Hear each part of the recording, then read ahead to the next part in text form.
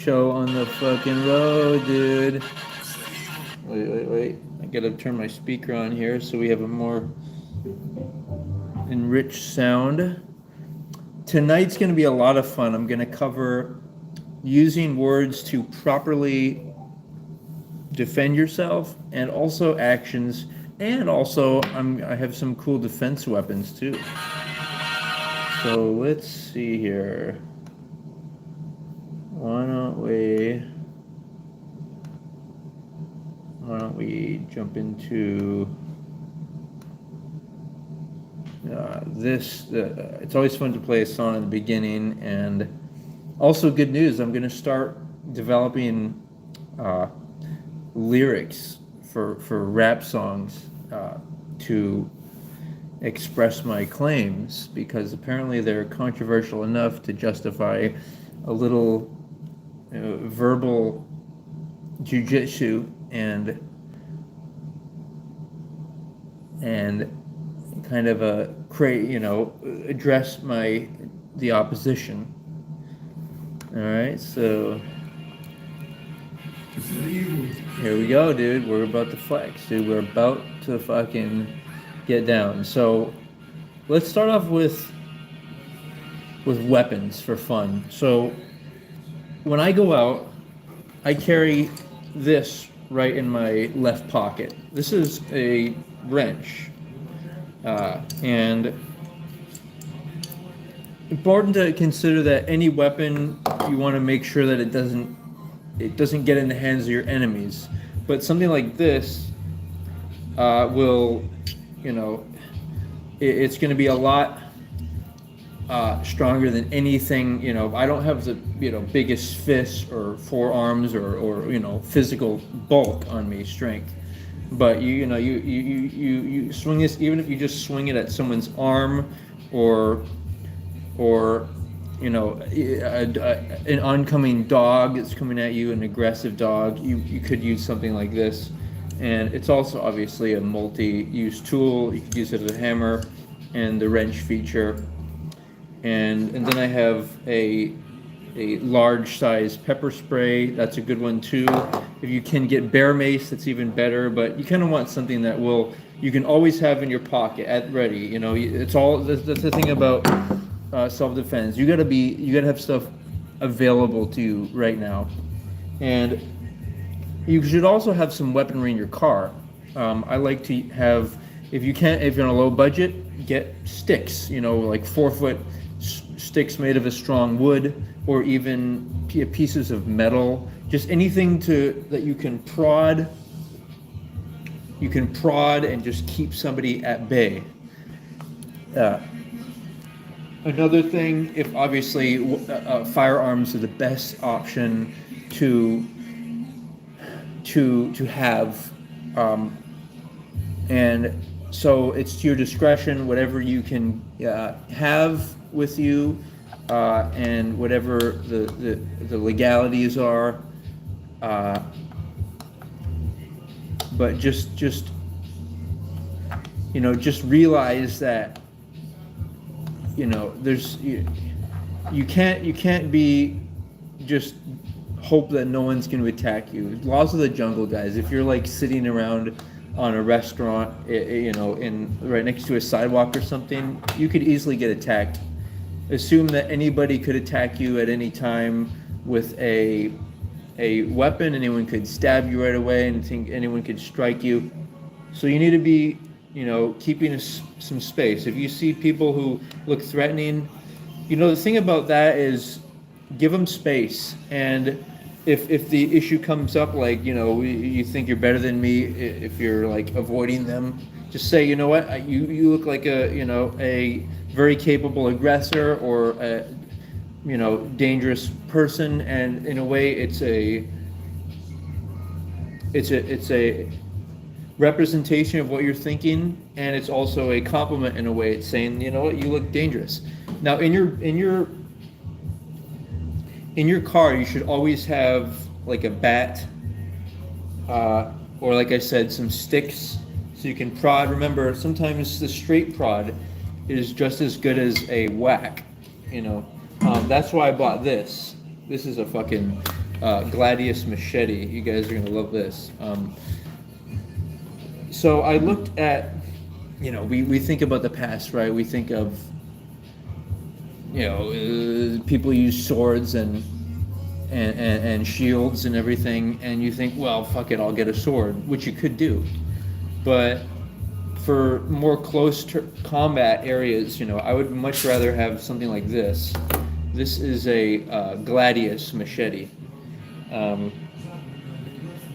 And basically you can kind of wield it with two hands, but you kind of want to be able to, have it straight away from your opponent, because if you're like, you don't want to be too close to them. You want to be able to be like, all right, here's, your sword is out, and you could easily slash at their hands, or you could stab at their arms, or at them if necessary. Remember, you always want to try to deliver non-lethal blows because of the legal ramifications. So that would mean stuff like the pepper spray, stuff like whacking somebody below the hips. So like you take a bat and you like slam it against their knees as hard as you can. And remember, like in martial arts, the key is having a strike force that you imagine and you attempt to, it's as if you're striking way past the object. Like when you throw a punch, you want to punch as if you're punching all the way through something or someone. And so that gives you that extra strike force. And all this stuff you should study online and not act like you know it, and not even use it unless you really need to. Because when you have to use it, you want to be using full aggressive force, and you don't want to be, it shouldn't be about trying to be tough. It often takes two people to fight, but when somebody's actually posing a threat and you're trying to defend someone who doesn't want to fight and they're coming, then you have to step in as a soldier, as a warrior-minded individual. You've got to step in, and you've got to use force. And another thing that's useful is a shovel. A shovel, like a lighter weight, cheaper shovel, very useful weapon. It's like it's similar to a javelin, but it's kind of like just a blunt object that you can keep at someone. So that's a fun little weapons, and it's taken me some time to kind of, put this little arsenal together, so don't take it for granted. But what we're going to do is we're going to now get into using words as weapons. And I used the term using them to defend. So this is all about defense, right? But let's say you're trying to defend a concept.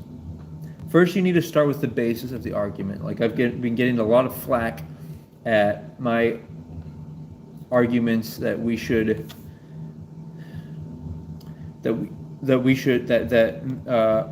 marriage is the best expression of love and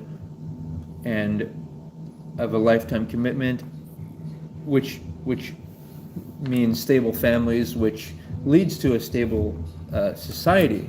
It's a sustainable way of living. It's like the parents have kids, they teach the kids how to prepare for and have a family, and then that replicates itself into the future. And so we're going to look more into, this is going to be a continuation of yesterday's stream, which you've got to see if you haven't seen it, because that's like part one and part two is today, where we're taking a final look at some of the arguments and statements made against my arguments. My basis of my argument is what's one way to increase the likelihood of marriage, and that is by looking at statistics. You can see that when people had less romantic partners, and especially when they both married when they were both virgins, then that's when they there's a higher likelihood that the marriage lasts a lifetime. And of course, I've gotten some counterpoints. Let's go check these out, guys. Let's have some fun with this. All right. So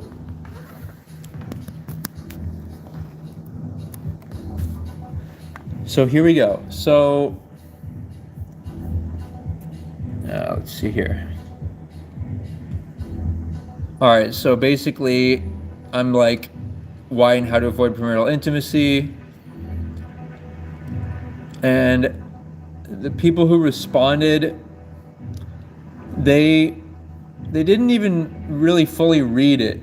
They just, I think all they did was they kind of read the first few, and then and just went immediately to respond.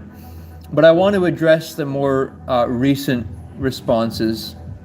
So here, what I say is, I'm trying to find, I'm trying to create world peace. Obviously, stable marriage, stable families, stable society, stable, countries, and a world that's more cooperative than trying to seduce and compete. And you have older men trying to seduce younger women who should be, marrying their sons. And so it's kind of this weird competitive realm. But and then I say, so this person who's been an avid contributor to the discussion, oh, that's funny, she unfriended me as well. That's funny. I didn't unfriend her, but she was really aggressive here. And so what she says is that suppression leads to the opposite of world peace. So the thing here, guys, is it's all about analyzing words and really knowing what the words are and being able to respond to them in a way that's logical and that considers the definitions of the words. So suppression leads to the opposite of world peace, and you always want to make the most simple arguments against it. So suppression, like an example of suppression is trying to suppress people from using drugs. So how is that the opposite of world peace? You have to have certain constraints in society, and what people don't realize is that it's like, hold on here. The sexual experiences are it's a pursuit of pleasure, and that's similar to a drug. So that leads to people, if they can just have sex freely, then they're less likely to want to get married because it's just available. And it's like eating it's like celebrating something before actually doing something. Like, that's the whole point of sex. Sex is supposed to be a way of celebrating that, you've committed to each other, and you've discovered who you are. You love each. You want to. You have the same values, and you want to live together for your whole life. You want to have someone you can rely on, and someone worth living for. And it's like not worrying about what other people think. But I mean, obviously, not being rude, but just internally, you have to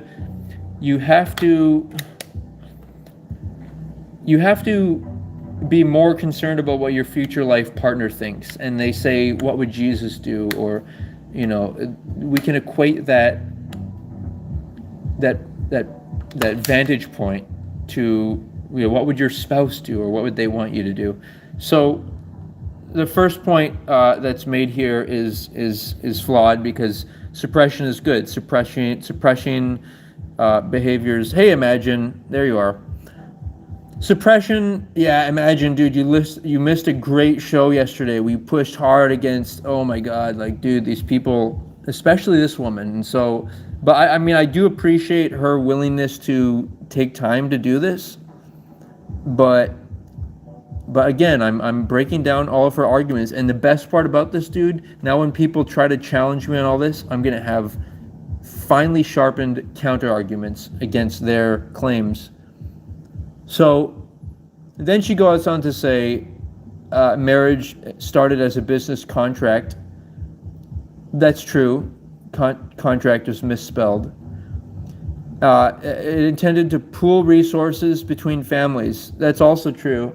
And so you could make the argument that women were treated like objects, but at least they were, in theory, at least they were treated like the most valuable objects. Like, the most valuable thing that we can do is have our daughters marry this other family's sons, and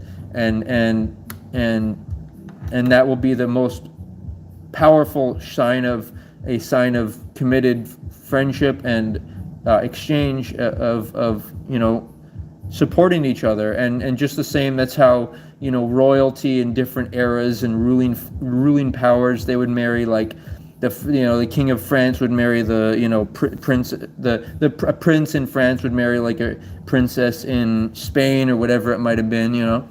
So it says that religion decided to take marriage and make it misogynistic and controlling. What marriage says about the reason that somebody would say it's misogynistic is because in marriage they say, in religion it's said that you're supposed to worship God, and then the man's supposed to worship God, and then the woman's supposed to follow the man, and then the children are supposed to follow the woman. But the thing is, guys, is that that's what women actually want. They want a man who has principles, and that his principles and his religion is more important than her.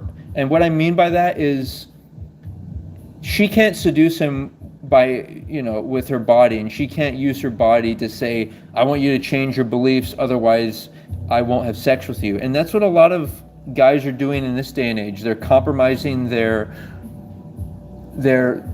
belief system or their values, and just not even really building a belief system or values even, and then they're just like acting insane and doing whatever women want just to have sex. It's an act of desperation, and exactly, imagine, and it is a vice. It is a vice to have premarital intimacy, because it's the pursuit of pleasure and lust, instead of the pursuit of wanting to create a stable, loving family, and then of course keep it strong by pleasuring each other. But it's like I said. Okay, so this is good shit, dude. All right, so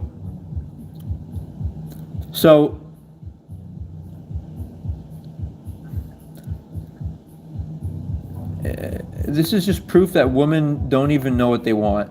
And by the way, what women will often do is they'll just like follow all the other women in society, and they'll just like want to do the things that other women are doing, and want to be attracted to the guys that other women are attracted to, and like the quote unquote alpha males, or the the guy with the best genetics, or the most resources. Like, women have a dark side to them, and they need to bring that to a conscious level. And like, this woman clearly is not conscious of. Okay, so it says marriage is not a bad thing, but when you use it to control others, you make it bad. And she says that that's what I'm trying to do. But I'm not trying to control others. I'm trying to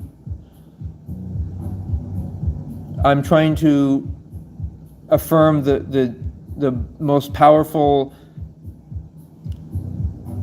the most powerful form of love, the most passionate form of love, I would say, that lifetime commitment, in that way that two people just know that they'll always be there for each other. And so what she says is, and then So how do I argue against that point?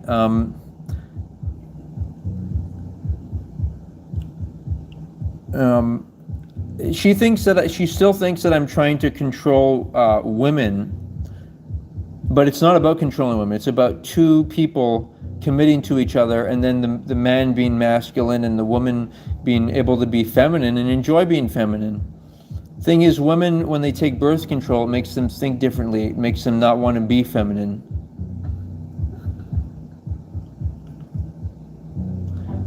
Okay, and then it says, if you want world peace, you might by starting to accept diversity and not claiming there's only one way to be happy. So she's saying that she thinks that having premarital sex is diversity and that I should accept it. But me accepting that is no different than people accepting drugs and alcohol usage. And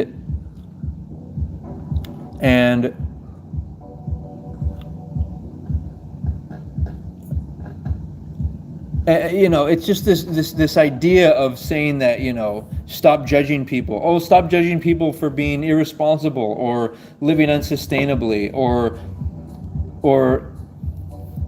seducing each other or and this is not even about happiness. This is about something different. It's about there's one way of being most committed. Like, this isn't like the word happy, okay? The word happy is like, oh, you know, what makes people happy? Like, what are their hobbies? What do they like to do? This is not about happiness, guys. This is about dependent, you know, reliance on another human being and trusting someone and love.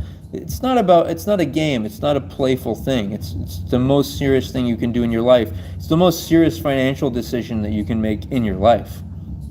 And then she compares what I'm doing to what Hitler did, which is trying to control other people, and it'll only lead to conflict. So stop trying. But guess what, guys? Newsflash. Sometimes war is necessary. Okay?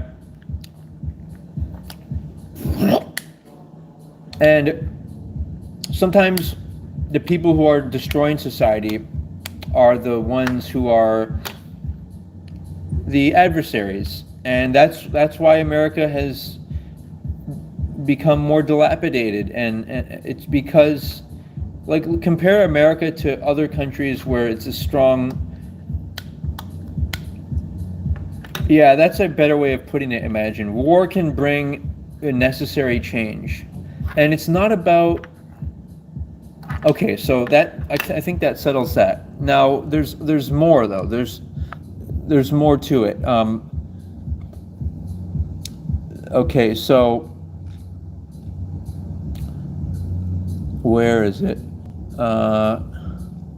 Okay, so here's another interesting one. So I say I'm willing to agree to disagree, because she's obviously like anti-marriage, and I try to be nice. You know, I'm trying to be professional here. Like, I might run into this woman and where she's like in the spiritual and entertainment circles, and so I might run into her again, and it's important to keep things professional, right? So then I say, do you think there's a way I could say what I prefer and recommend for people without seeming like I want power over them? Although the truth is, in a way, I do. It's not that I want power over them. It's that I want to I want to convince them with logic, and this woman, okay, by the way, for all the stuff she said, she's always indirect. She's never said, you know what, I don't like marriage. And I asked her that. I said, you know, do you even like marriage? And she did not answer that. So she said it's for the people that's wanting to control them. She's saying everything you're saying about controlling other people, you're talking about others and not yourself. So she's suggesting I change the language to, this is what I like. But then I say, why is controlling? She thinks I'm trying to control women. She says she thinks I want power over people. and then da da da, and then she thinks I'm in denial, and then she thinks I'm that the basis of life is freedom and joy, and she says I'm not promoting that. But again, guys, sometimes when you're really, because this person's really involved herself in this conversation, but she's never really, she's only attacking like me and the argument. She's not really like taking a position at all. She's not really saying, okay, you know what, I do not like marriage. You know, she's not saying that. But if we go to her, you know, if we look at that, I mean, just look carefully at her picture. I mean, does that look like a person who is joyous? I would say no. I would say that she looks like she's resentful, and and as far as I know, she recently, I think her previous partner was disconnected or cheated on her or something, from what I know. But so there may be a lot of misandry, and that's something that we need to keep conscious of, guys. Don't just assume that, oh, it's, you know, it's only men who can hate women, because some men are, you know, they're not self-controlled, they're not spiritual and religious, and so they just want to like seduce women and have sex, and they don't care about women. That's when, and by the way, another main reason men hate women, quote unquote, and treat them as objects and just as a thing to get and extract, you know, that if they want an orgasm from. The reason men do that is because they label women their mothers. And this is a controversial point, but if you really think about it, if you're labeling somebody your authority, it's going to make you upset, because everyone wants to be their own final authority. And she talks about freedom, okay? This is like the ultimate feminist thing. You know, people want freedom. Freedom is a consequence of taking responsibility. And so taking responsibility of your emotions. And she's using all kinds of emotionally charged language, which is unsuitable for a debate like this. And but like I was saying, you know, to label somebody your mother, it just makes, you know, it's better to be friends with them and equals in an egalitarian relationship, and experiment with it, and tell them that you want to call them on a first name basis. You want to be like their spiritual brother. Like, women are prisoners almost. Right, exactly. And you know what? Women are prisoners to themselves, because women need a man and men need a woman. Men need a purpose, okay? And that purpose, certain entities in this day and age are trying to take that purpose away. They're trying to make it so, saying women should work. And then what happens is, women, when they work, men no longer have a purpose, because men's purpose is supposed to be to provide and protect women. But when the rich, whatever they are, agenda out there to make women work, and that way that they can make even more money off of taxes, and more women are more easily persuaded. That's why a lot of women are Democrat, and they'll like vote in a certain way that is against freedom, because women want to have authority in their life, but instead of wanting it from a husband, now they want it from their employer, or they want to have that authority from the government. And so that's why you know, this guy Casey Zander, he really talks a lot about, if you haven't seen him, that women are deviant. Women are naturally more about, like, I mean, look, there's just more and more information. Modern women cheat more than men. What's wrong with modern women? This is not, you know, this is something that needs to be discussed, okay? This is not something to be avoided. And guess what? I have even another one. I have another one here. Watch this, you guys. So I think So what did I say? I said the basis for all my arguments is a loving marriage is it's the best expression of love, foundation for a family and society, which results in freedom, joy, and trust. I say you may disagree with my solutions, like she may disagree with my ideas about how to have a strong marriage, but I'm asking her, does she at least agree with the basis? Does she agree that marriage is the best expression of love? And so we'll see. I bet you she doesn't even respond. Watch. And you know, the interesting thing is I treated this woman with a lot of respect. I met her at like a, art event, and I she talked some philosophy, and I appreciated it, and she seemed like a smart woman. She is very articulate, but the thing is her arguments are, I think, more like anti-marriage, and they're more about seeking pleasure than seeking responsibility and commitment, and they're more about being in the moment, and that's, I think, how women think by default. So I think women always need that authority to help them to have that. Like, women like to be told what to do. Women like to, from their husbands, they like to have like a list of chores and stuff, and this is not misogynistic. This is just women like to follow a man who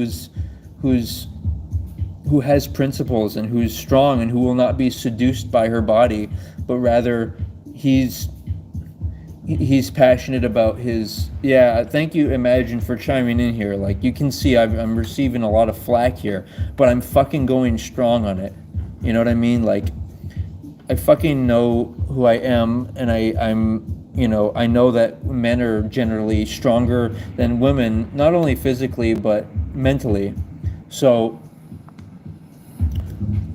this comment is also interesting, and watch my response. So it says, she said, another woman who, as far as I know, is trying to be like, an independent woman.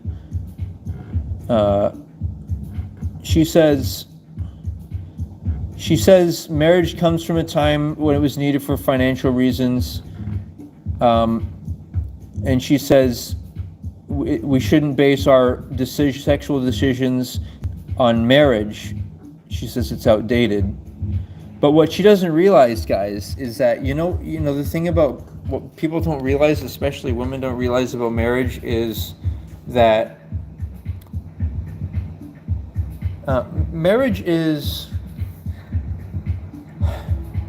marriage, okay, only a man can propose to a woman. I don't think any of these women would disagree with that. And that's because he's supposed to be the man. He's supposed to be the logical leader, the one who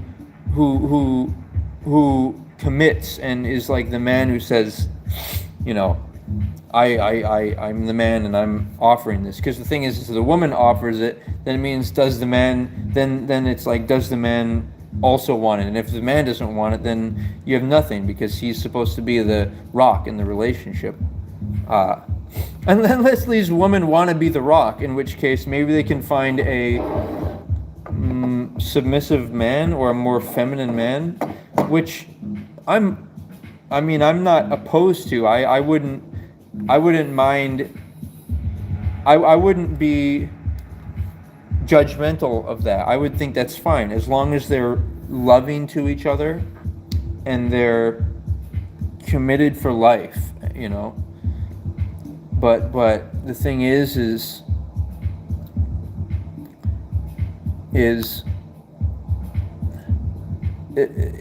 okay, so let me just read what I wrote. Okay, so it says decisions based on marriage. Okay, so then she says religious reasons for opposing sex before marriage come from a controlling place of patriarchy, sex negative beliefs.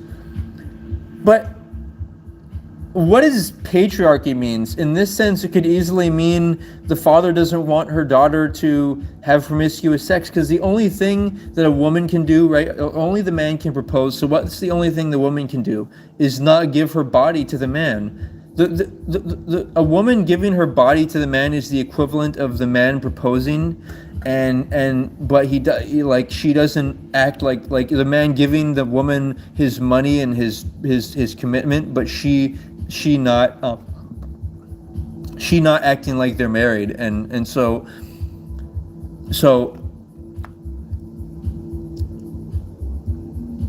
patriarchy, like this woman, I wonder what her relationship with her father is. I wonder if her father tried to help her find, you know, a husband, you know, and I wonder if she's even looking for a husband. I wonder if she even considers herself, you know, a wife material.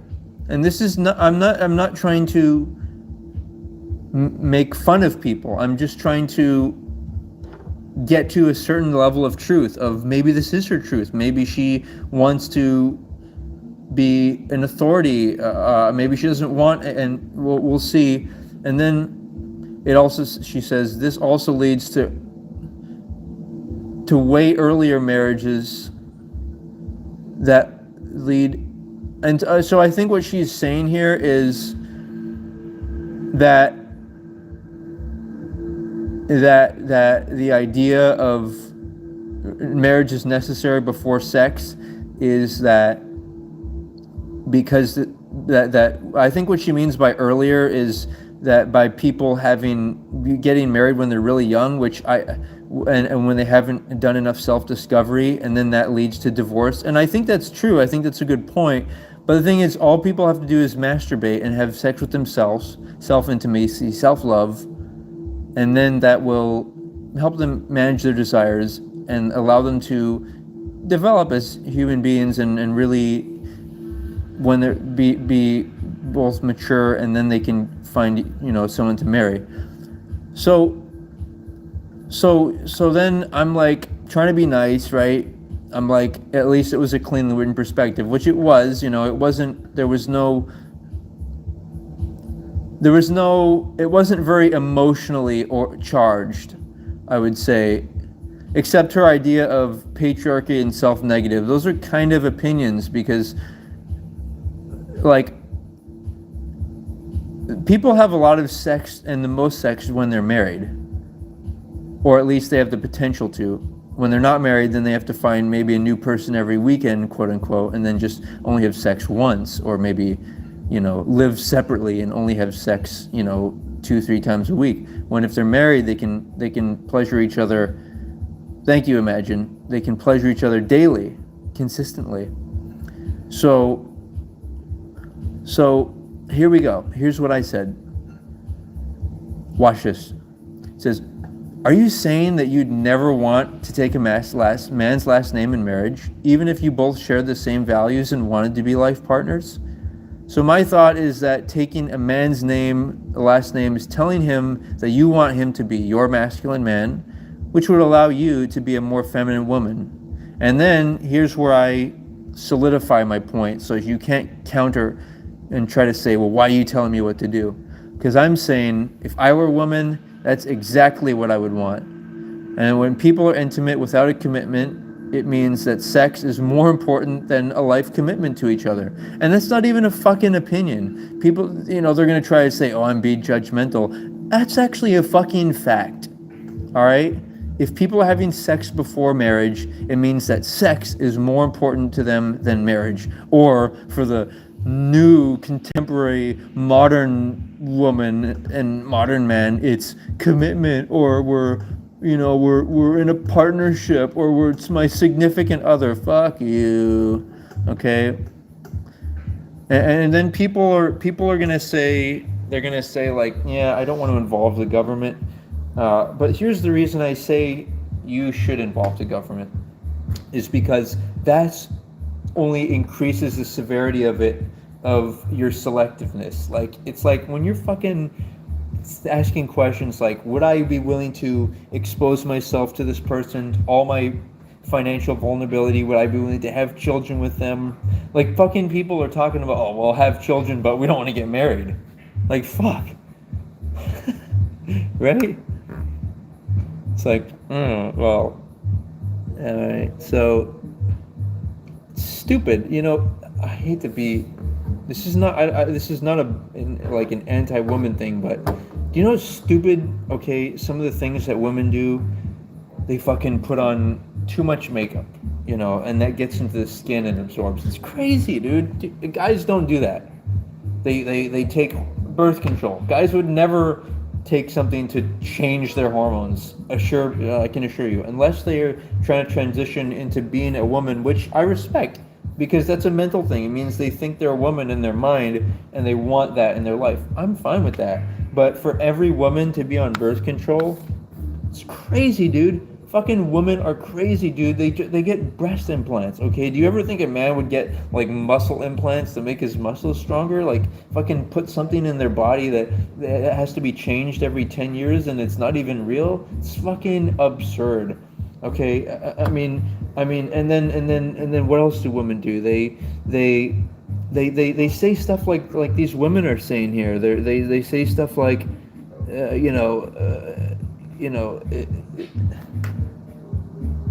they say stuff like, people should be able to, have sex with each other and do whatever they want. Fucking, do you think society has been found out? Here's the problem, guys. In history, conquering nations, all the men took all the women. And so the woman completely forgot, they completely dishonored their husbands and they just went with they adapted to the ruling men.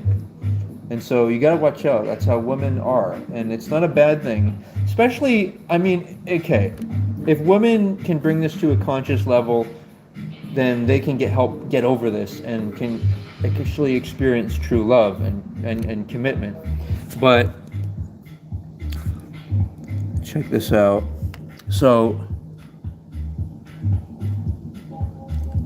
when I say when people are intimate without a commitment, it means that sex is more important, right? Meaning sex or physical gratification, which is essentially hedonism, is more important than commitment to mutually held values. And I think, what do you think? And then I fucking drop another bomb. Are you aware that birth control makes women think differently? That's a scientific fact. All right. So that's a fucking bomb right there, dude. Fucking Imagine says target. Fucking bullseye, dude. Alright, so there we go. And guess what? These people are probably trying to make me change my mind, but all they're doing is helping me to sharpen my sword. Just like imagine you missed earlier today. Let me show you earlier in the podcast. I was showing off some of my weaponry. I always keep these two things in my pocket. This one to, a large can of mace to blast someone, and this to strike someone. Because you might think, well, it's not like a big weapon, but dude, you fucking hit somebody with a solid piece of steel. Okay, it's gonna be way stronger than their fist. But this is what I keep in my car. It's a Gladius machete, and I did a lot of study on swords, and fucking, I want to be defended, right? So I was wondering, well, what's a good sword to have in this modern time? And I discovered that it's something like this, because, okay, maybe I could go crazy and buy a sword and a shield, but this, all right, right here, this, I keep it out. It keeps the opponent further away than your arm. You want to keep them, it's your arms and outstretched with the weapon, and then I can easily slash at their arms or strike at them. The thing is, you don't really want to deliver fatal blows, otherwise, obviously, you're talking legal ramifications. So you want to try to strike below their waist. But this is also for dangerous dogs. I mean, a dangerous dog, okay, the way you deal with a dangerous dog is you keep something out at them, like a stick, and you kind of prod them with it. You prod their face with it a little bit, and that should get them to go away if they're being aggressive. But if you have to, dude, you want to be able to strike fucking unapologetically. And so it's good stuff to have weapons. Now we're talking, Imagine. All right, so, and that's how fucking men think, all right? Women, on the other hand, what do women say? At least some of the women I know, they say stuff like, oh, I don't like guns. Or they say stuff like, oh, violence is not the answer. Dude, violence is necessary in order to maintain peace. Because when people are bad, they need to be dealt with in a violent and and and calculated way. Otherwise, they'll fucking do harm to us good people in society, right? So that is a lot. That's I got a lot out of this. This has been a great post. And the best part is fucking some people, what they've done is they've realized their mistake, that they made themselves look ignorant, or that they didn't read everything I was writing, and then they'll delete a comment. But that's why I fucking document everything that they've written right here. So there's no uh, there's no going back. All right, when you fucking challenge me, dude, you are going to be met with my mind and my intentions to protect the concept of marriage being loving, and that we can have loving marriages if we're careful and we study it. People will study a lot of things. If they're going to purchase a home or a vehicle, they'll look into it. If they're going to go on vacation somewhere, they'll look into it. It's time to really look into who and why we're going to be intimate with. Moving forward, okay. Where can I move forward with this? Well, I got a lot more fun stuff coming our way. I'm gonna get into shorts. Actually, let's fucking watch this first, because for anyone who hasn't watched it, thank you, Imagine. For anyone who hasn't watched it, I think it's worth seeing. What about changes in mate preferences? What they look for in men? Yeah, so this is really interesting. And so this is, and I noted that it's been about 20 to 30 years now that researchers have been looking at the effects of women's ovarian hormones on their. And I want to specifically see what this lady thinks of this, because she's trying to be a big shot, right? So here, I want to see what she thinks of us. Thoughts, and then fucking imagine if she, and the best part is, guess what? It shows that her green dot, which means that she's online. So we'll see if she responds to it. But let's take a look at this. So here we go. Partner preferences, and as noted, when women are at the point in the cycle when estrogen is high, there's been a lot of research indicating that they tend to exhibit a heightened preference for cues to, in particular, masculinity. That's the one that seems to be the most replicable, with women exhibiting a preference for more masculinized male faces, more masculinized male voices, the scent of testosterone. So men with a high testosterone, if you have women sniffing t-shirts, women prefer the scent of men with higher levels of testosterone. And so there's been a lot of research that sort of links estradiol to testosterone preference. And so more recently, researchers have begun to explore the idea that women who are on hormonal birth control, given that it keeps your own estradiol levels very low, and the synthetics are also gives you very low dose, that this might be associated with a decreased preference for masculinity. And there is some evidence that is consistent with this. There's been research showing that women who are on hormonal birth control prefer a less masculinized male face relative to what's preferred by the exact same women when they are naturally cycling. There's been research where they've looked at men who are in committed relationships, and they simply asked men and their partners, did your partner choose you when she was on or off of hormonal birth control? And then they took the men's pictures and they sorted the pictures into two piles, right? Piles of pictures of men who were chosen by women who were using the pill, and then a pile of pictures of men who were chosen by women who were naturally cycling. and they had them evaluated by an outside group of evaluators who didn't know who was what and was under what circumstances. And what they found was that both in terms of objective measures of facial masculinity, which is something that you can look at using facial height to width, because that's something that. And I want to pause for a second here because she's making references to like a man's appearance, right? About whether he may look quote unquote masculine or stronger or not. But I think that masculinity is just as much portrayed in a man's persona. And I'm going to cite this guy as an explanation for that. Especially lust. When you abstain from her body, you now amplify your power level. So what you got to know about this too is when you do this, when you operate like this, she will still try to fuck you 24/7. She will try to off that. Even if she's like considers herself a good girl, she will still try to do this, and she's doing this to test your strength.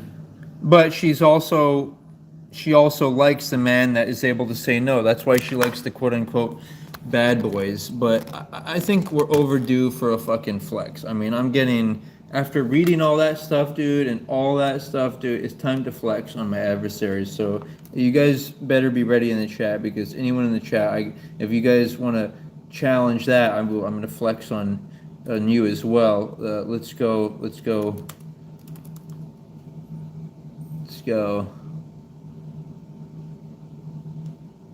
You guys ready for this, dude? Okay, here we go.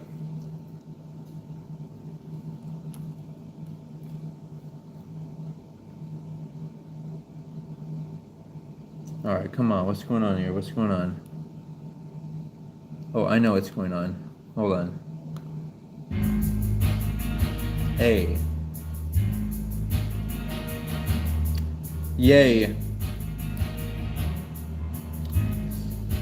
It's Mr. Psychology and Philosophy. I'm trying to break it down. What are you trying to be? You're trying to study, or you're trying to ignorantly move through life and try to do it under the auspices of I can do whatever I want to. I can be Mr. Freedom. I can be Mrs. Free and be happy, and I can fuck whoever I want and do whatever I will, and it doesn't matter the consequences. It doesn't matter ill. But I'm telling you right now, as Mr. studying it and looking at it and seeing that there's results and consequences to the actions, and when you act stupid, you're gonna be spent. You're gonna be left alone at the end of your life with no wife, bitch, no husband, and no way of seeing what was really mattered was really nothing. You thought it was that hedonism, that pleasure.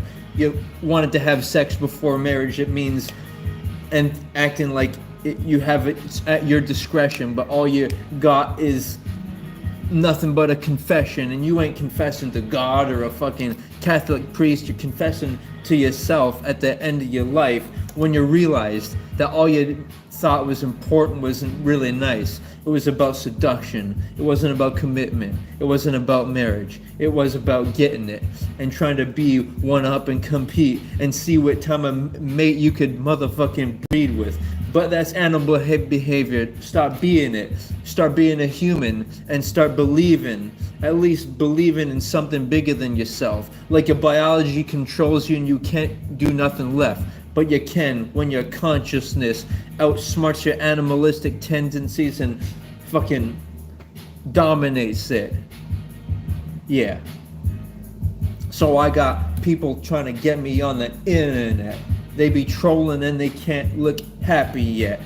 Bitch, I'm fucking happy and confident, and I respect more women than you respect yourself. You think you're a woman and you do whatever you want, or you can F anybody and there's no bad results. But guess what? All that makes you is less attractive to the man that you really want in the first place, the strong man, the strong masculine man that you would truly love and that you could truly look up to, but you don't want to give your virginity to him. What the fuck, bro? Yeah, let me take him to school. Women can be very emotional, but if they get elevated and see what they are, then they can go into a better place and realize that there's a lot of masculine, strong men out there that they should rather focus on and be aware, instead of trying to get effed in the ass and fucking left out to there as a single mother. Yeah, that's great, I can do whatever I want and be taking care of the government. Who the fuck you on, bitch? Trying to act like you're like your boss and your place of business and your work is your authority, and the government's gonna take care of your whenever you need it be. But believe that the truth is better than the fucking fantasy. Yeah, wake up to your reality. Both men and women, we be going beyond this into a better belief system where when you get strong marriages and you get strong children raised up in baby carriages, pushed by their mom because their dad's at work and paying the bills, and she ain't gotta act like she can wheel and deal and do jobs that don't really make her own best feminine ordeal or day or real. Or are you just trying to play? This ain't a game. This ain't about fucking doing whatever you want. It's about reality and sustainability from sun up to sundown, from life start to life's end. Or do you want to just get spent on and expent? Well, you ain't an object, but you are expensive. So that's fucking where I'm at. And this is becoming more and more of a crusade, and so I've got more though. I've got more, guys. I've got a lot more. So another thing I forgot to mention in my manifesto about avoiding premarital intimacy is that no dates are allowed, because a date is premarital intimacy. A date historically was only something done by, a married couple who were trying to express that their love in public. And why would you do so? Like, how else can you express like that you're married? You know what I mean? Like, to me, the easiest way to express that you're married is to appear in public together and go on a date. And then what about protecting daughters? Like, a lot of these women, on here, that make these claims, like, religious for opposing sex and sex negative beliefs. That's really just about protecting women and making sure that they don't get, pregnant. And a lot of these women, they're not willing to admit that men prefer virgin women. And and this isn't, I'm not saying, and they misinterpret it by thinking that they're saying that, I want a virgin woman, and that women are, that a woman has to be a virgin in order for me to be attracted to her. No, I'm saying that in a perfect world that would be ideal.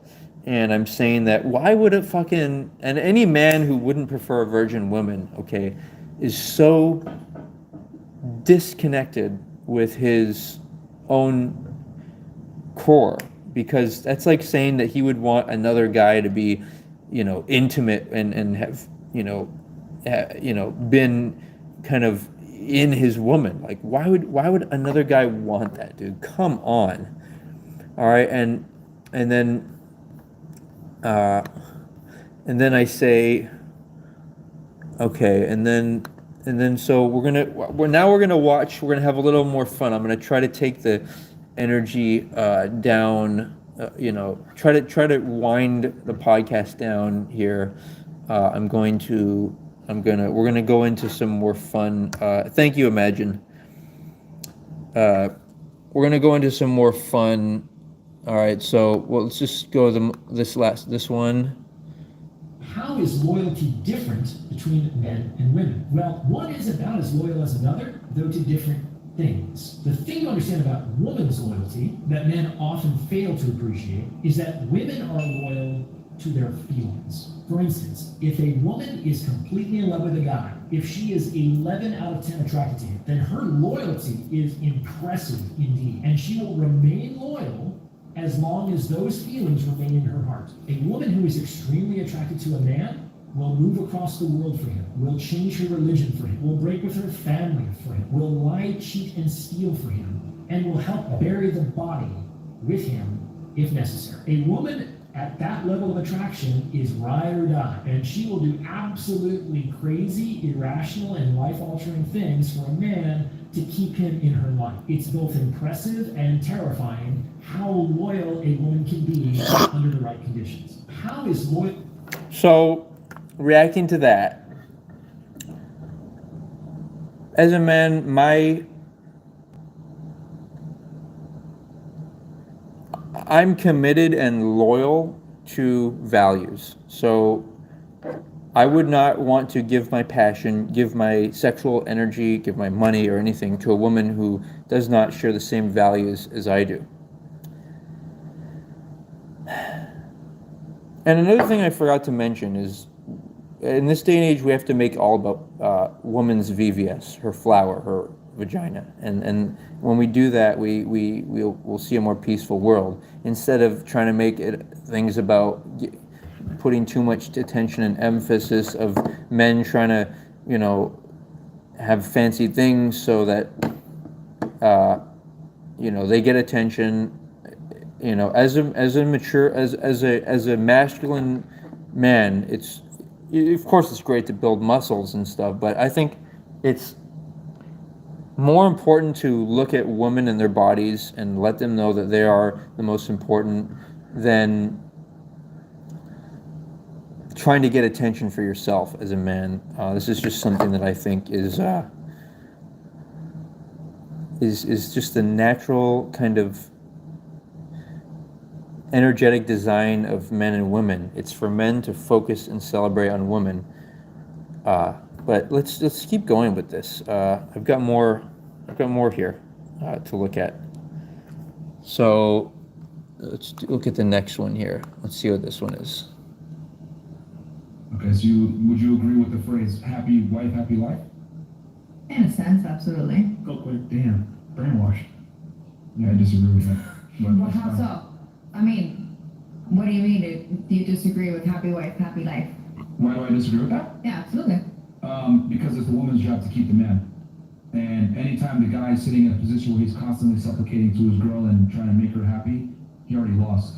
Because women are never happy. I mean, it's kind of built into your guys' biology that you always want the best and the brightest, and you want the best man that you can get. If the guy is constantly supplicating to you and constantly... And what is meant by women are not happy is, you could say it's a good thing or a bad thing, but it's that women are always like shit testing even their husbands to make sure that they're strong and that they're good for survival purposes. And this is built into women's their mental construct, and it's a good thing in a way, because it helps to keep humanity, we need to not only be able to survive and make sure to defend against other problematic humans, but we also need to survive, and there are other elements like difficulties of dealing with nature and the elements and whatnot. And so when a woman sees a man is like can't control himself and just wants her body, and even if she doesn't follow him and his value system, then a woman equates that to him not being able to, say, build a shelter in a storm or something. All right, so let's keep looking at this here, and thank you for staying tuned. These are obviously longer shows, but this is good practice. At some point, I'm not saying I want to make my whole, career revenue off of doing YouTube shows, but at least for a moment in time, it'd be good to just get this information off on a mass scale and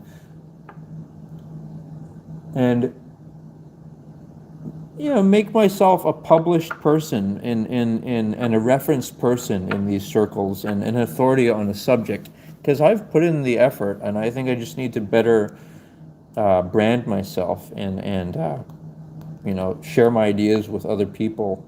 And so this is just it's a process of articulating and learning, and I'm glad that you guys are joining me. So let's just keep going through this. Then we'll do a little light work session to create some positive thoughts and law of attraction, and then I'm going to call it. But it's been a fun time, you guys. Thank you.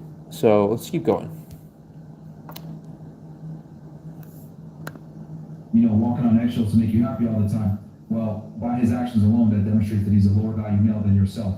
And women need to be with a man who's superior to them. So in other words, women are only satisfied when they're chasing the man, not the other way around. Because when a woman is chasing the man, that tells her in her hindbrain, this guy's better than me, this is the best that I can get, I'm happy with this guy. That's how women need to be. Okay, so would you agree with? So yeah, I like that.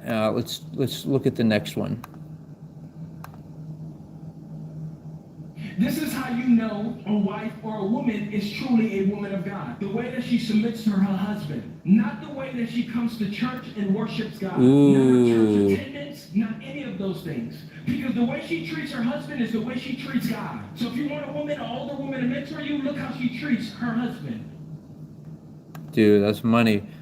Now, and a lot of people agree with that in religious circles.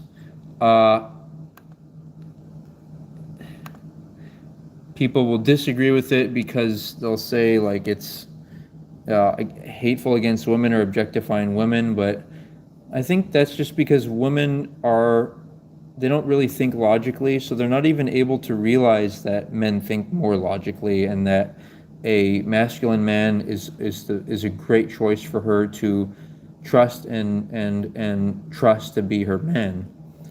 And the truth is I think most people already know this type of stuff and operate like it, but at least younger people, they don't really know about this. And like for example, daughters will not, they'll like say, they'll say like F you to their father who's trying to tell them don't dress so promiscuously, because the women are just going to school trying to be the most attractive. Because here's another problem with women is that women compete, yeah, right? Imagine women compete with each other in these disturbing ways. They try to be like the most attractive woman and whatnot, and get the most amount of attention from all the men. So women are kind of, like they're unrealistic. And so that's why they dress promiscuously even when they're in school and whatnot. And they don't listen to their father, who obviously their father does not want to have sex with them, and their father cares about them. And so their father is the one that they should trust more. But women are not logical, especially when they're young. And so that's why they don't. But here's part of the problem is it is the man's fault for sending his daughter to a co-ed school. There are gender separate schools that people can look into, or homeschooling, or maybe even consider that society was happier and more stable 100 years ago. A great example, and this is not a racially motivated statement, but just look at like the black people in the 1960s, or white people, whoever. People dressed more formally. They had women that were trying to manifest the feminine form and dress like, dresses and everything. And now looking forward in society, you see men, but especially it's more obvious in the black culture for some reason. Here's my theory about black people. It's two things. One of them is, I think, genetically black people have more testosterone, at least the men, which obviously can be a fucking great thing. You can become stronger. You can have more willpower and just channel that and do great things. And like that's why you see black people who are good at sports, and you see they're good at like rapping and hyping up a crowd, and they're good at like doing jazz or drumming, and that's great. It's fucking great. The place when it's not good is when they channel it by objectifying women and just seeing them as an object of intimacy, and not somebody worthy of marriage. But when people do that, all they're doing is they're saying that they're an object. They're saying that they're not worthy of a good wife, that they're not husband material. And then the other side of why black people have had problems in America, at least, is because I think there is a racist agenda against them, and that's why I think more black communities have gotten things like Planned Parenthood that too, but also government supporting of single mothers, and that just encourages women to be less careful about who they select to mate because they'll know that they'll have government assistance. That is very dangerous because guess what? That means the government can start to have more control instead of the fathers. And who's gonna care more about the kids, the young black children, for example? Would it be a loving father if the woman picked a good mate? Is it the loving father, or is it the government who... The problem with the government, especially when it gets bigger, is this, okay? It's that it becomes a big machine, okay? And it needs money to fund it. It needs money to pay all the people in it. And then people start, it gets corrupt where because it's large, people start paying the government bribes to get contracts and stuff. The government made sure women wouldn't receive help if men were in the homes. Wow. See? Dude, that's totally breaking apart the family unit. And it's incentivizing women. Just like, did you know that the fucking court system, they fucking, when child support is given out, the court system gets money for that, dude. So they have this incentive to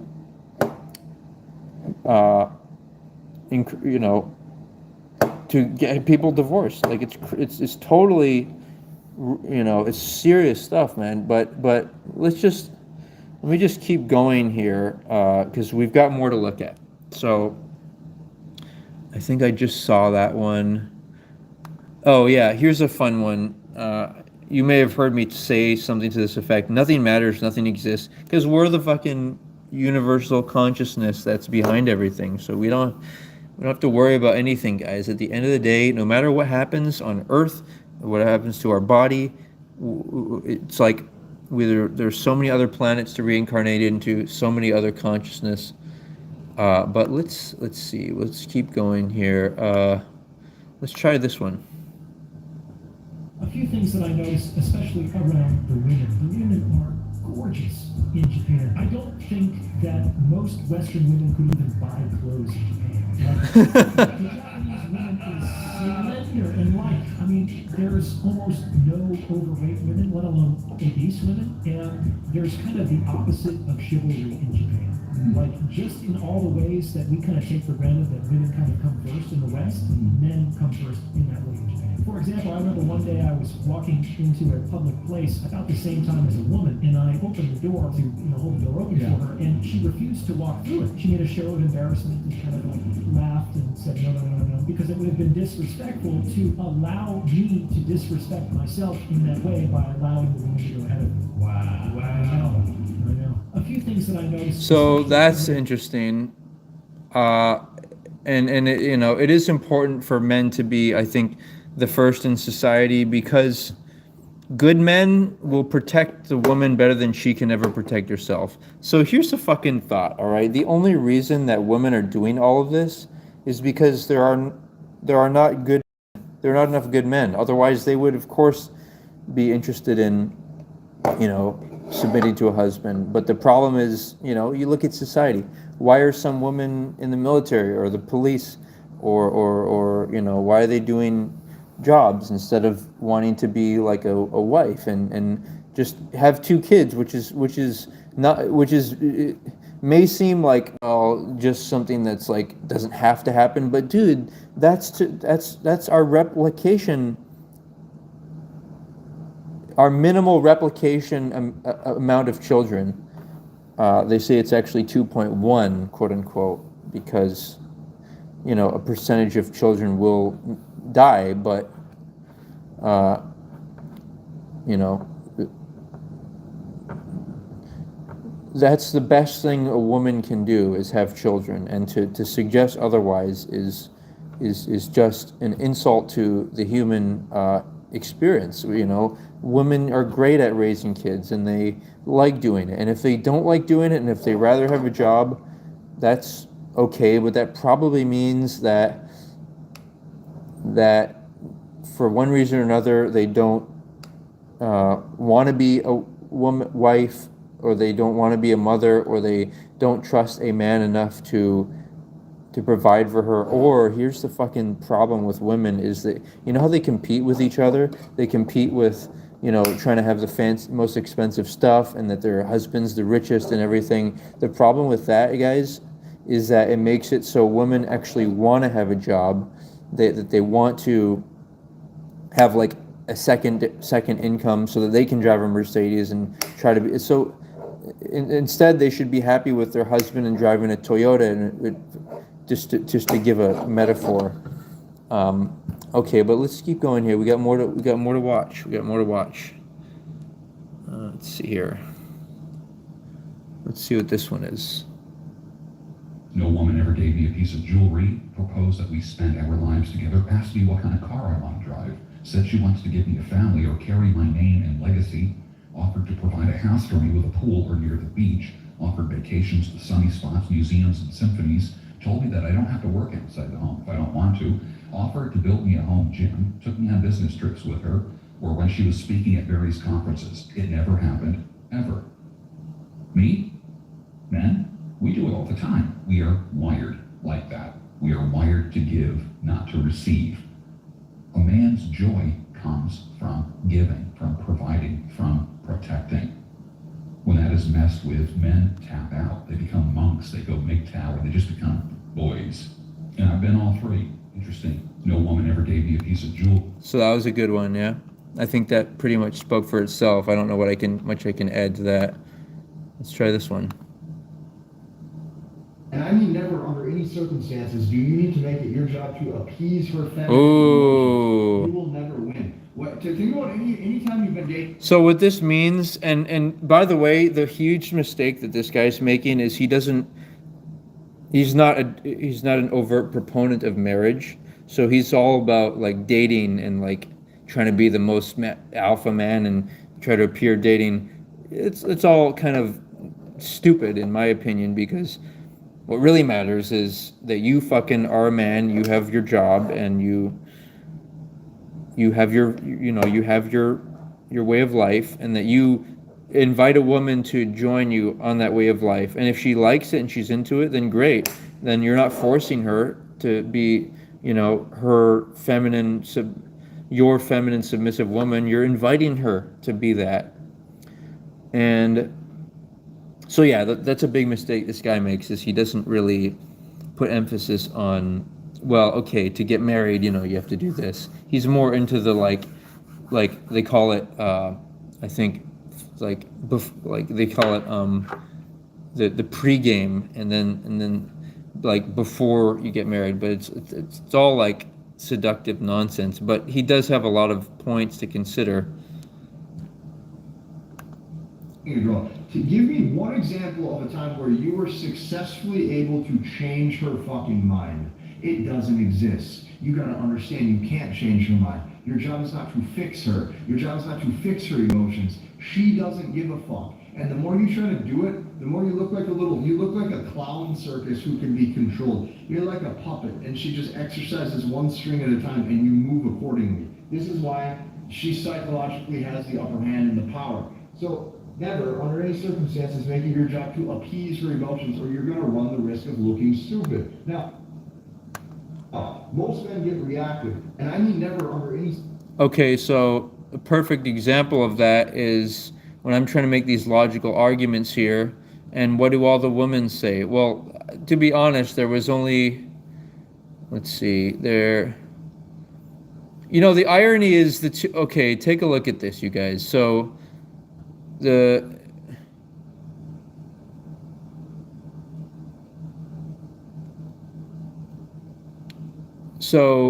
irony is the men, they only said a few things. Like they made a few simple comments like this one, I'm not really a fan, you seem concerned about people in their private lives. Then this guy makes a silly comment, and then same with this guy, he only says like one thing. This guy, he says, it's not logical what I'm saying, or what's your sources, but the women are the ones who really get into the, like she was saying, patriarchy and sex negative beliefs. Like all that's saying is that people should have sex only with their spouse. By the way, religion also does kind of seem to counter masturbation, which is a big problem. I mean, these people are suggesting that I'm like all pro-religion, which I'm not exactly, but I'm definitely pro. I think the most important thing that religion has to offer is to protect people from their desires and from each other, and bring to conscious awareness. Like all the Orthodox religions, okay, what did they do? They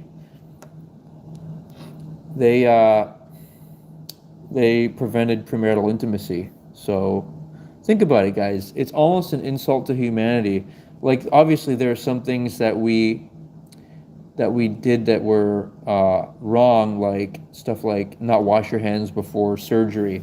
There were mistakes we've made in the progress of science and ideology, but I think we perfected it pretty good, the system of Orthodox approach of men and women have degrees of separation, they respect each other, they don't try to seduce each other, and they only have intimacy after marriage, which makes it more about puts the emphasis on marriage, and we want to be together, we have the same values, let's build a life together, and then we can have sex to celebrate and affirm that. Because another fallacy is that people think that marriage is more important than sex, but in fact sex is the most intimate thing you can do with someone, so it's actually more important than marriage.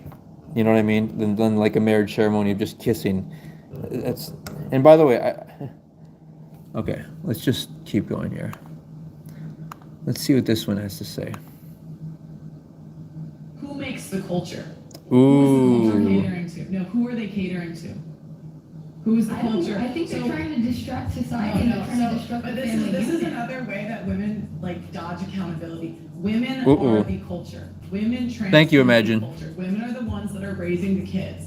And on top of that, Okay, so women are raising the kids. So what happens in a marriage? The man brings the money in, and he should be with a woman who has the same values as him. So that way, the man brings the money in, and then the woman is at home teaching the children the values that the man and the wife share, right? And so in that way, women are perpetuating the culture, but it's still because men and women have this, the husband and wife have the same culture, but it just happens to be that the woman is the one that's teaching the children that. the media is catering to women. And so we always blame like our poor decisions when really it's like everything's catering to the That's what women. I'm trying- Who makes the culture? So that's a good one. All right, what else we got here? Women will punish men who do everything right. One of the biggest ways you can tell if a relationship is going to go south is if that man has entered into fix-it mode. If you're trying to fix something, you've reversed the roles and you've entered into that feminine energy and she can no longer look up to you. As a man, you need to create that tension so she has something to focus on. I did not write the rules. I did not write the playbook. Okay, this is how they operate. When there's something that she can fix, okay, this lets her feel like she's needed and like she's winning you over. Women will punish men who do everything. So, in an indirect way, he's suggesting that men need to give their women stuff to do. In other words, if they're together as a couple and he's the breadwinner and he's providing stability, he can't just let her watch TV all day. He has to either have her raise his children or maybe be his secretary. Like, for example, it's easier for me to think of what I would want my woman to help me with. I'd want her to make good meals for me, even if we didn't have kids. I'd want her to make good meals. I'd want her to help me. I'd give her like assignments to perhaps be a secretary and maybe make phone calls or arrange meetings or like work on my social media accounts to help promote my channel, stuff like that. And so, women do need to have something that they're that they're doing. They can't just be idle hands in the devil's workplace, right? All right, let's see what else. And so that's why I wrote here, women need to have assignments. So here's another one here. Watch this. Heard of this radio station called Coast to Coast? Yeah. This guy can always interview the craziest of people. And there's one story, while average Joe calls in, he's like, I don't really tell people this story because I don't even know if I believe it. He's like, this is what happened to me. This guy collects like motorcycles, and he has 2 motorcycles in particular that he like loves. He told his daughter, when I die, please keep these 2 motorcycles within the family. One of them was like some Honda, like 1970. Anyways, he like drove into the coffee shop. This guy comes in, he's like, hey, who is the Honda, whatever? He's like, yeah, it's mine. He's like, I have one just like that. They just started talking, and he's like, no, thanks, yeah, I mentioned the other one. No, I have that bike as well. It was passed down from grandpa. No way. And he's like, weird. And then started to cry. He's like, I'm sorry, can I hug you? And the guy's like, yeah, sure. And then the kid whispers in his ear, in October, do not go to Alaska. The guy's like, I do travel to Alaska at least 6 times a week. And he's like, that's what I need to say. And then he left. He's like, this is really weird. So he goes out, he's like, saw a flash. Yeah, so he's kind of convinced that it was his grandson. Somehow time traveling. What in the world? Yeah. Have you guys heard this radio? Dude, that's a good one. Yeah, that's a fun one. All right, here, let's check out this next one here. Sometimes I have, just for fun stuff. Why would that be the case in evolution? Why would women be able to get over relationships quicker and be able to move on? Considering the ancestral past, you have one tribe next to another tribe, and the men sneak in there and murder all the military-age males. And when that happens, you're like a woman and you're watching your husband like killed in front of you. This is called a war bride. You have 2 options. One of your 2 options is to say, fuck that, I can't believe you killed my husband, I will never take another husband. And then you die. And then so you're sitting there and you have the decision choice. Do I take another husband or do I die? The women who did not take another husband, as noble as they were, they're dead. And the woman who took another husband, she went on and passed that proclivity to take another husband on in her genetics. So over years and years and years of that, women are able to get over relationships easier and they're willing to monkey wrench to other men quicker. That's an evolutionary adaptation that women have because men have been replaceable throughout history. Why would that be the case in evolution? Why would women be able to get? All right, so that was a pretty cool one, yeah. All right, let's see what else do we got. Oh, and here's another point. A lot of these red pill guys, they kind of make fun of men for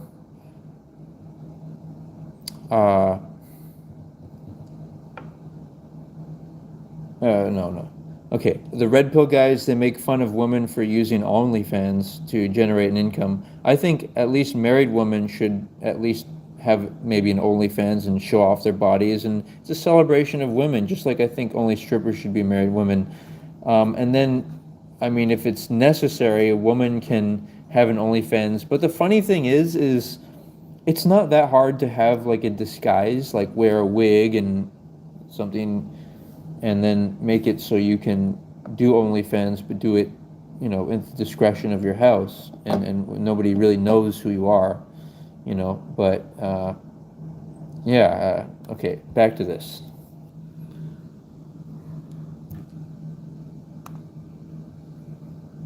A lot of things will be hard for you to comprehend. That's why you're in sex work, because you can't offer value in the marketplace.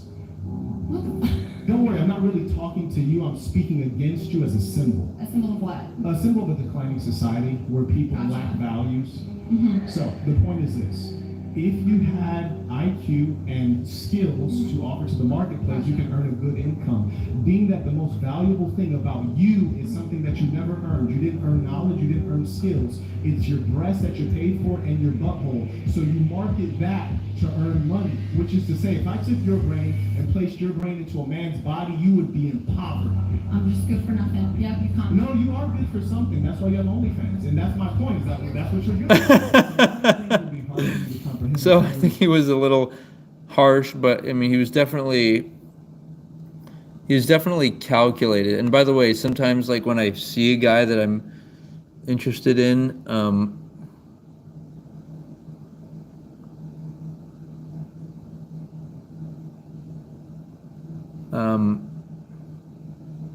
bro brought nukes to a knife fight. Nice.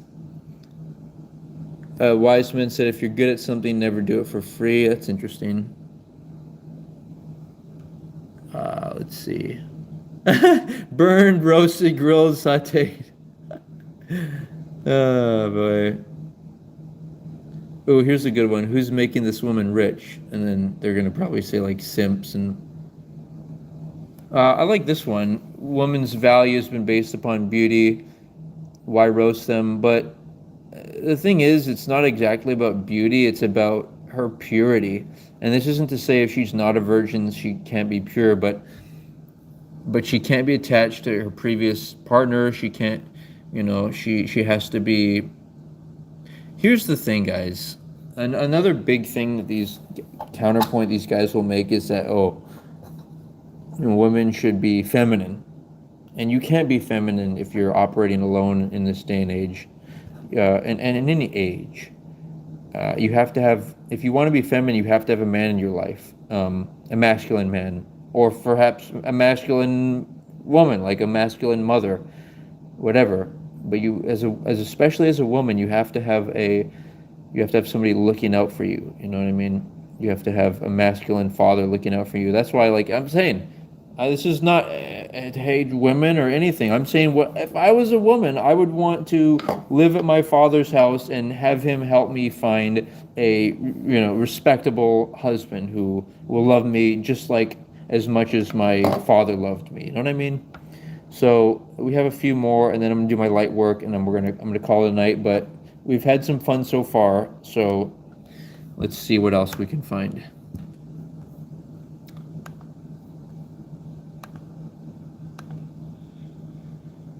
I wish two things my people would stop doing, both black So he's talking about black people. and black women. And I know this is where Monique spoke to this, and this is where I'm gonna ruffle some feathers. I wish black women would stop wearing bonnets and hair wraps in public and in airports. I wish black men would pull their fucking I'm not sure about what he means about the hair. I don't know why that would be an issue.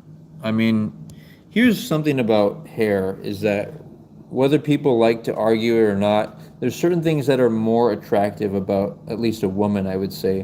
One of them is that she shaves her body and that she doesn't have hair, under her armpits or whatever.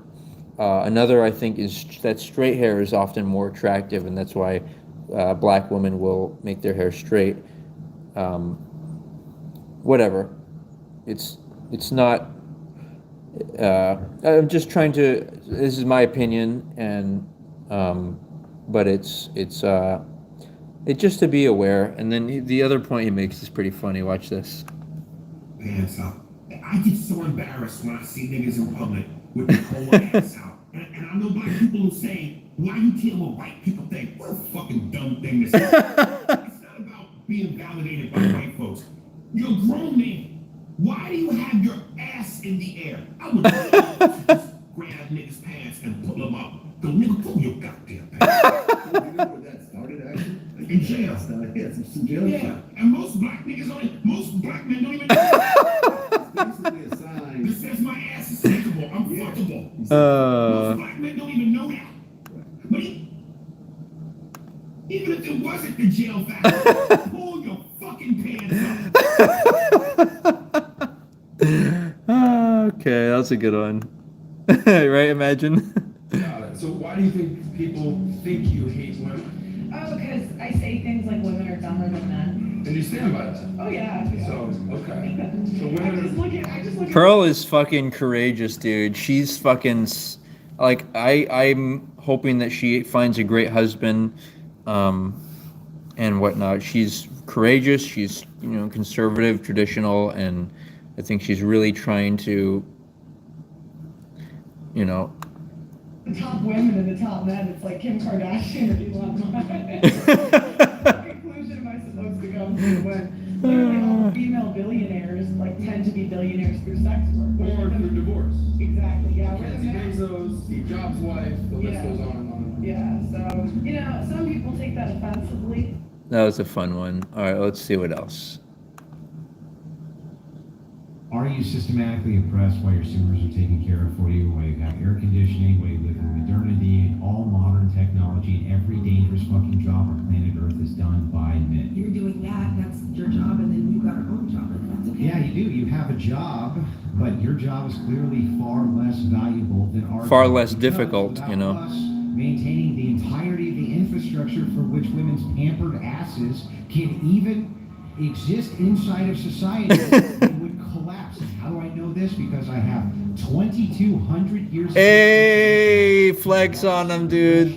of them literally folding like cheap chairs and being passed between And I wouldn't be so resistant to kind of trying to let if women were like, yeah, John, good job, fucking, thanks for promoting marriage and trying to help me, keep myself protected from men who don't love me and help me find a good husband. But then you have characters like this who say that I'm trying to suppress women. They say I'm trying to enslave women. They say that I'm misogynistic and controlling. They say I'm fucking Hitler. Hey, that's a fucking dude. Now you got haters. Oh, dude, I'm about to flex on these fucking haters. You guys ready for this, dude?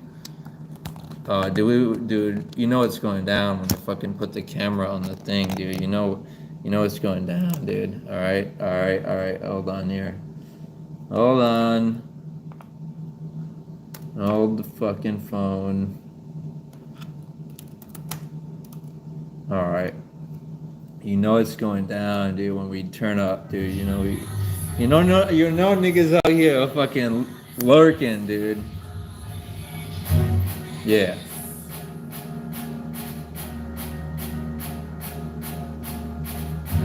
It's almost 2024. I'm about to hit the strip club and fucking flex up on these whores. My haters is in bed snoring. I'm using words to implore them. My critics is trying to ignore me. But let me try to contort thee. I'm about to redefine the way your mind thinks and looks at life and make it seem like everything's all right. But believe me, there's a lot of strife. There's a lot of people trying to make women think that they're trying to live that good life. But what they're really doing is making money for other people and big corporations when they should be trying to raise the sons and the daughters. And now they're trying to take men and women and get a segregation. What is this, the 1950s? Let me put you in a new concentration camp. The concentration of a higher mindset. Fucking blowing past these haters, you're like you're on a fly jet. Fucking flying private. It's a difference between private and public when you expect the public and the government to take control of things and make everything right and give single women, single mothers assistance and tell them that they can tell the husbands that it doesn't matter whether or not they say goodnight to their children, and it doesn't matter whether the man that they have sex with is right, but all that matters is that the government gonna supply them with supplemental cash money incentives.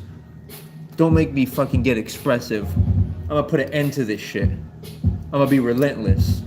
And all my haters is getting suspensions because I'm taking them to school. I'm teaching them the rules. I'm teaching them you can't put 1 + 1 and not equal 2. Bitch, I'm in the motherfucking groove. Stay on the sidelines while I'm making fucking moves.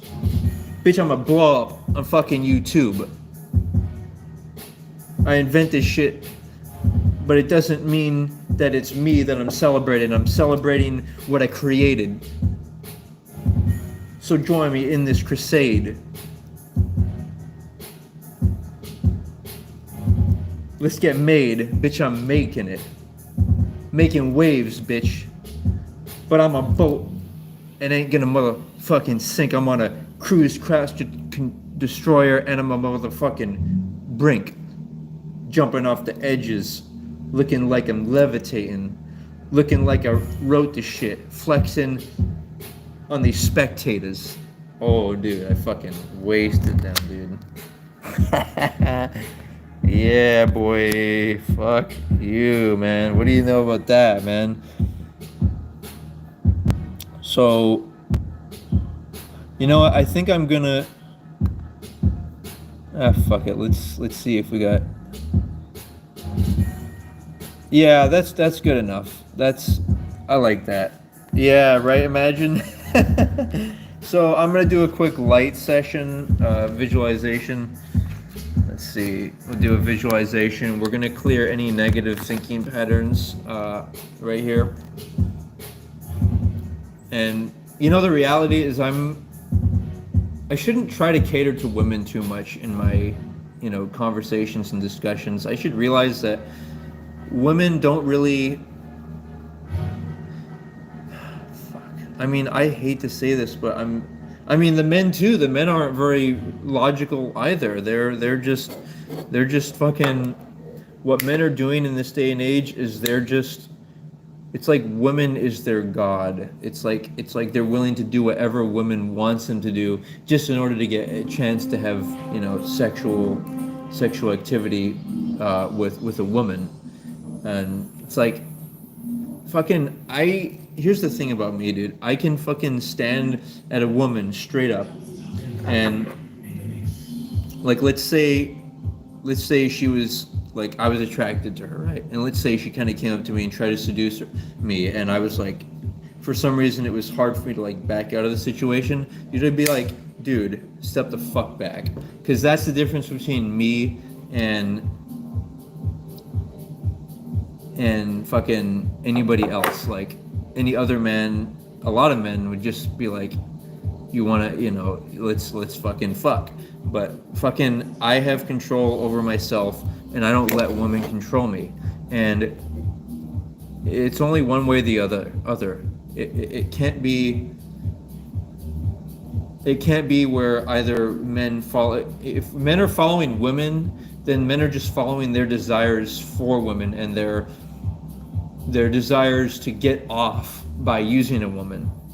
But on the other hand, if men are following their religion, and coincidentally, my religion involves worshiping women and celebrating their flower and who they are physically, and that's the fucking humanity of it, guys. Get fucking over yourselves, thinking that me getting excited about like, yeah, I want to fucking, see some women with no clothing on, and that's somehow a deviation from something. Like, this is just who we are, dude. If we were fucking, another species, then we'd want to see another species of, the creatures naked. And the irony is, all other animals in fucking the animal kingdom are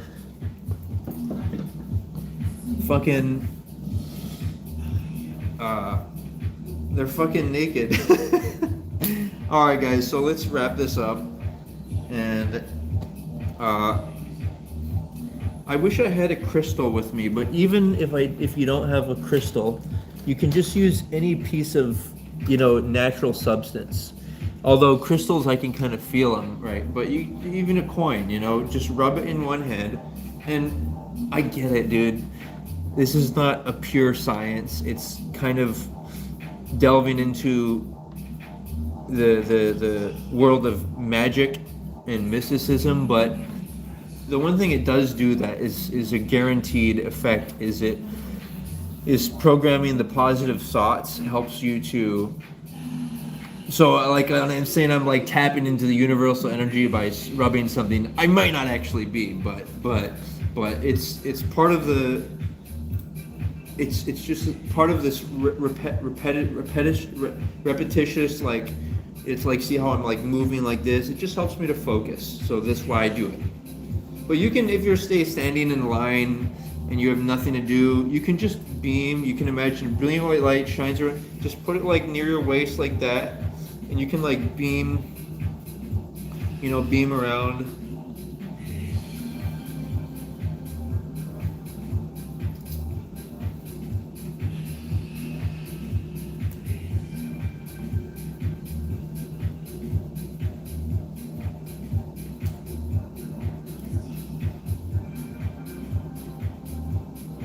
You can beam around, and you can beam at, let's say you're at the bank. You can beam people at the bank. Imagine them smiling, brilliant white light shines through. Imagine like a brilliant sphere of white light shines.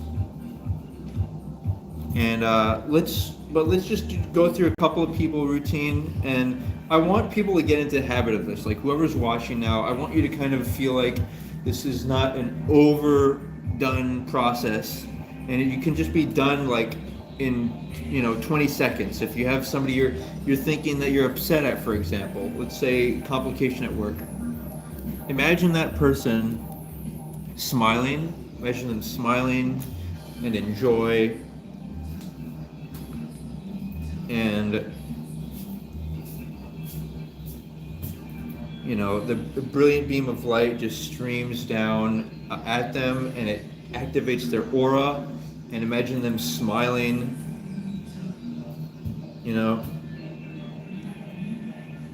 it's like, you see them smiling,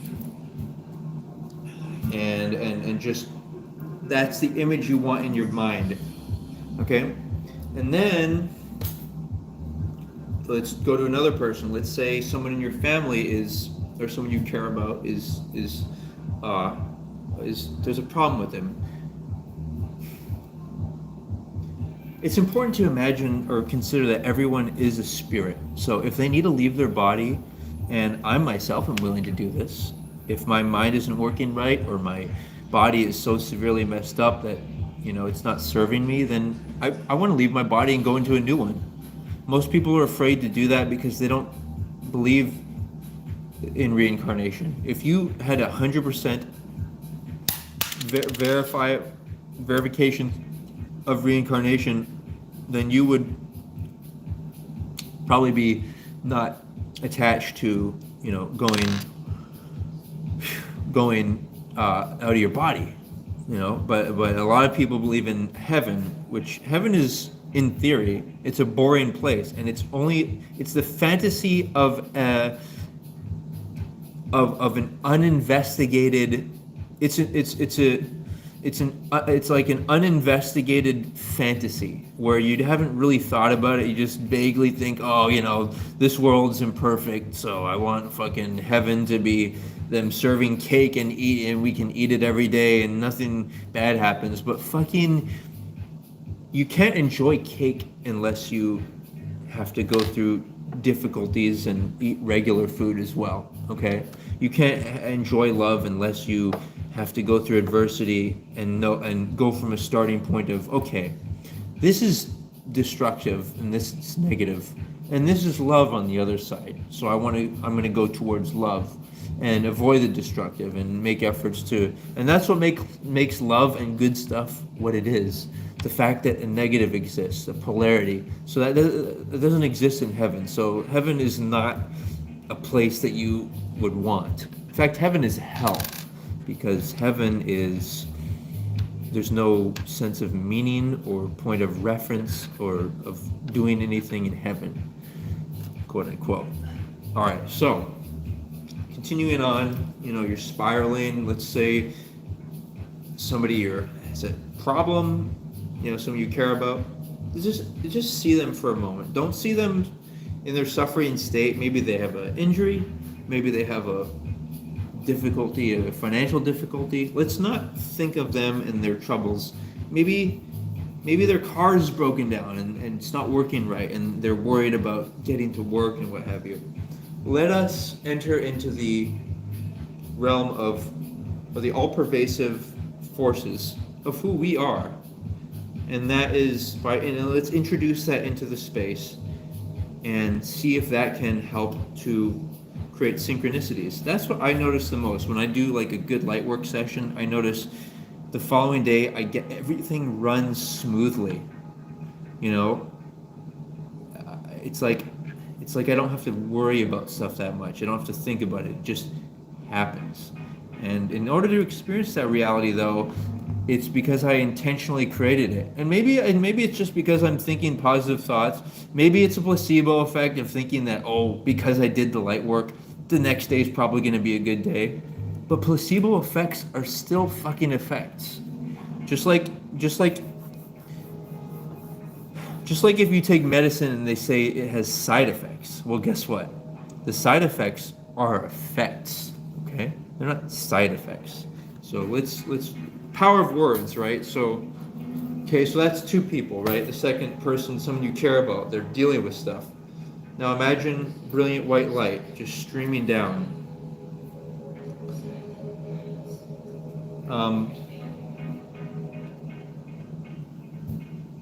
Brilliant white light. Just throw it into their space. Imagine it completely surrounds them, brilliant white, and imagine them smiling and happy.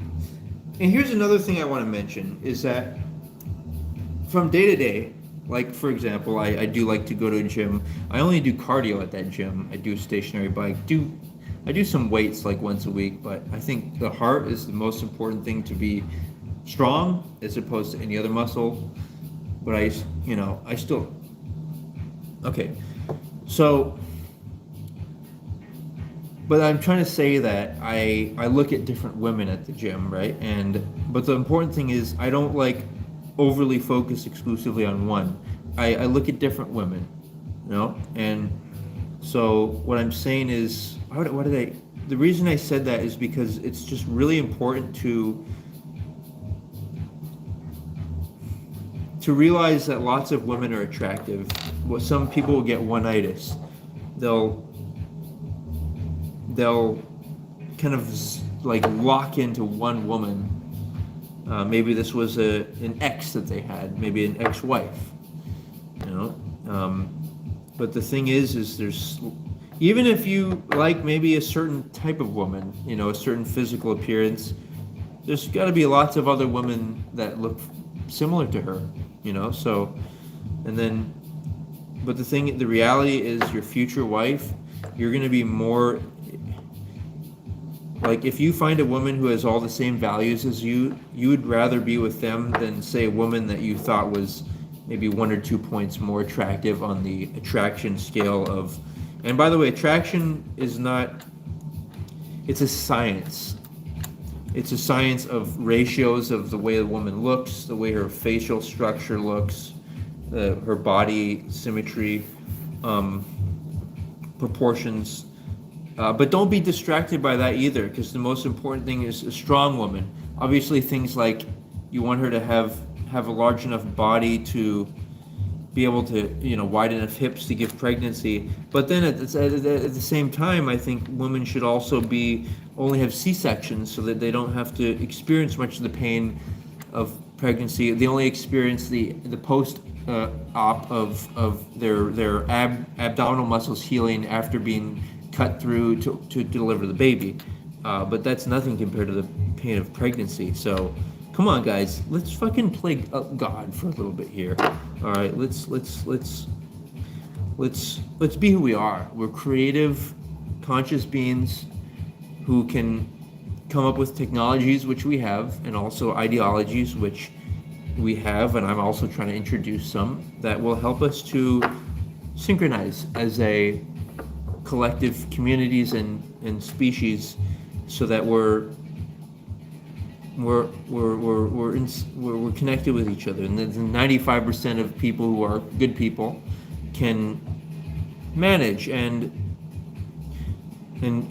do justice, you know, to the 5% of people who are problematic or need some rehabilitation. So let's do one. I'm going to do one last target with the light work, and we've had a great show. It's been almost 2 hours. the last person for the light work, let's imagine a figure of authority, somebody influential. Let's do like somebody like perhaps a Beyonce kind of character. Let's try her. Somebody who may not be politically, but people do still kind of listen to her, and therefore, because of that, she's bound to get at least some demonic like forces trying to influence her to do certain things, deal with the devil kind of thing, like sell your fame for your soul, sell your soul for fame. To the degree that each of these artists do this, we may not know, but some of their songs definitely do seem anti-human, shall we say. And so let's just imagine her for a second, smiling joyfully. Let's imagine a brilliant stream of light. In fact, let me do this. Let's imagine we create a sphere of super concentrated bright white light, warm sphere, and then we take it, and as the powerful beings that we are, let's launch that bright white light. Let's shoot it all the way over to, we're going to shoot it all the way over to her, Beyonce, right? And then we're going to imagine her, it bounces like into her, let's say she's performing at an arena. It bounces into the arena. All the people see it. Wow, look at that light. That's this big orb of light. Imagine it's, it's just increased, in its scale, and people reach up to it. They grab it. They activate their auras. They smile.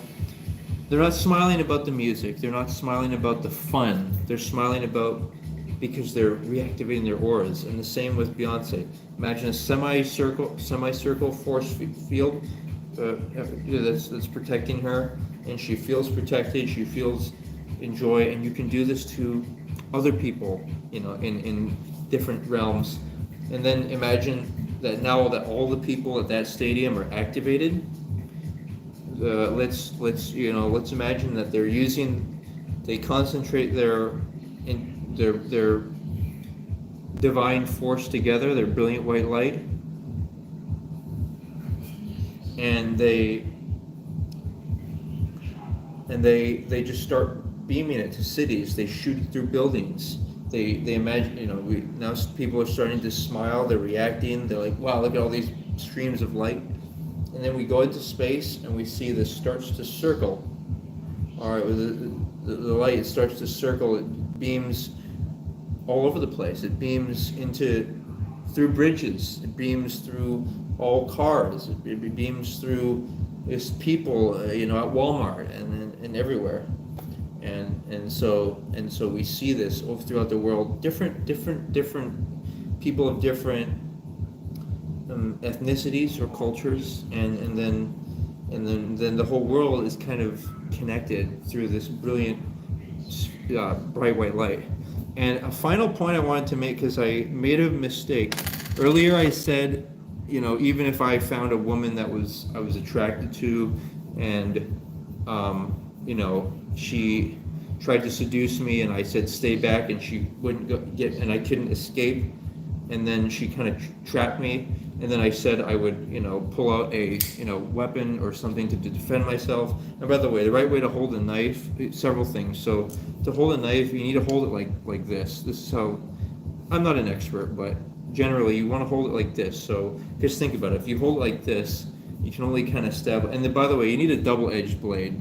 I need to grind my blade down with a grinder, sharpen up this side.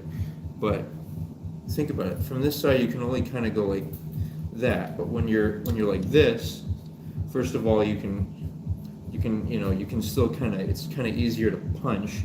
But the thing is, you can go like this, and it's better striking. And you want to, you don't want to kill someone if possible. You want to, and I'm not actually an expert at this type of defense, but at least I'm hoping I'm inspiring you to start thinking about it. But the point is when I gave that advisory, like if someone's threatening and you can't escape, you need to take a, attack position. I was sitting down when I said that. The thing about sitting down is it makes you in a psychologically weak position, like you can be more submissive to people. Whenever someone upsets you, you need to stand up and back off. And that gives you your power back. It gives you that kind of upward kind of like that vertical power, to like stand up. You know what I mean? So thank you guys. We've been good, I think, to each other, and me expressing myself. We saw some fun video shorts.